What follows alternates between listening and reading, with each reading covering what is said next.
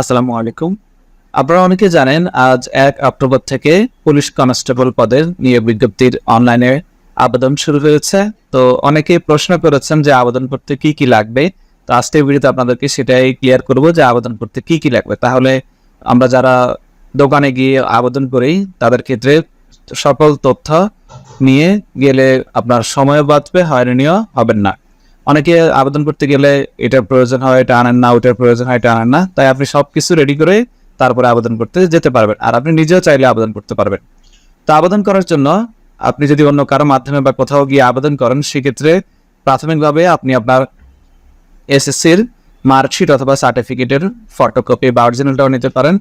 এরপর আপনার ছবি, সাদা কাগজে একটা সিগনেচার, ভোটার আইডি অথবা জন্ম নিবন্ধন নম্বর, আপনার উচ্চতা, ব্লাড গ্রুপ, এই তথ্যগুলো নিয়ে গেলেই হবে।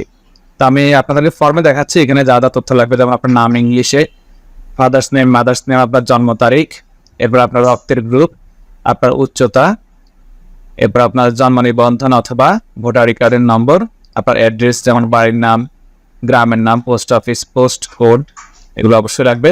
আপনার মোবাইল নম্বর, আপনার এসএসসির এক্সামিনেশন নেম, তারপর আপনার board, roll number, registration number, result, group, এগুলোর এই অপশনগুলো লাগবে। আপনি ইন্টারমিডিয়েট যদি পাস করে থাকেন তাহলে আপনি দিতে পারেন, তবে সেটা অপশনাল। দিলে ভালো, না দিলে কোনো সমস্যা নেই। এরপরে এক্সট্রা কারিকুলার, অর্থাৎ আপনি যদি বাড়তি কোনো কিছু কোর্স করা থাকে বা বাড়তি কোনো আপনার স্কিল থাকে, যেমন ইলেকট্রিক্যাল কাজ জানেন, প্লাম্বিং, পাইপ ফিটিং এগুলোর কাজ, ড্রাইভিং জানেন, অটো মেকানিক্যালের কাজ জানেন, কম্পিউটারের কাজ জানেন, নার্সিং, স্পোর্টস বা আদার্স কিছু কাজ জানেন, সেগুলোর ক্ষেত্রে এগুলো সিলেক্ট করতে পারেন, তাহলে আপনি অগ্রাধিকার পাওয়ার সম্ভাবনা থাকবে। তো এই তথ্যগুলোই লাগবে আবেদন করতে। এরপরে সেকেন্ডারি স্টেপে আপনার ছবি আর সিগনেচার আপলোড করবেন। সিগনেচার আপনি যে কোনো একটা সাদা কাগজে আপনার নামটা লিখে সেটা ছবি তুলে আপনি ক্রপ করে আপনি সাইজটা ঠিক করে আপলোড করে দিলেই হবে।